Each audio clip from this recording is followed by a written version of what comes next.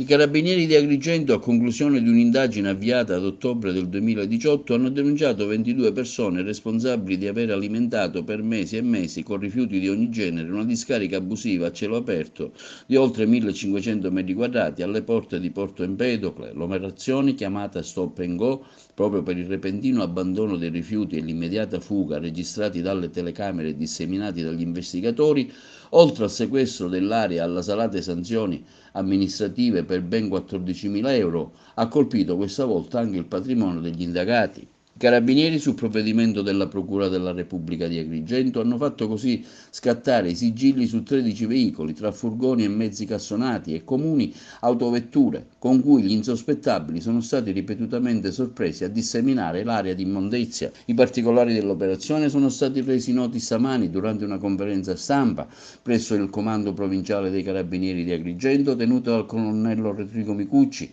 alla presenza del sostituto procuratore titolare dell'indagine, dottoressa Paola Vetro, presente il comandante della compagnia Luigi Garrì e quello della stazione di Porto Empedocle, Igor Sistiti. Si tratta di un'attività investigativa che si è inserita in una strategia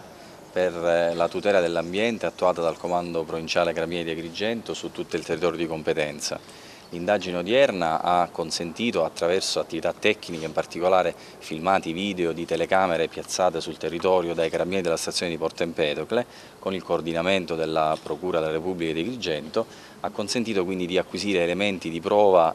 certi per poter far scattare una denuncia nei confronti di 22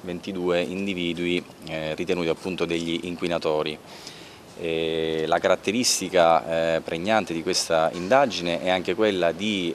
essere riusciti a individuare e sequestrare circa 13 automezzi che erano stati utilizzati appunto per trasportare i rifiuti in quest'area estesa circa 1500 metri quadri, che è stata anch'essa sottoposta a sequestro. Chiaro che si vuole anche in questo modo dare un segnale alla cittadinanza, nel senso che appunto la tutela dell'ambiente rappresenta oggi più che mai uno degli obiettivi fondamentali. Ovviamente si tratta anche per noi come Arma dei Carabinieri di un comparto di specialità assegnatoci per legge, e quindi noi manterremo sempre alta la guardia su questo settore e continueremo a fare le nostre verifiche ed indagini.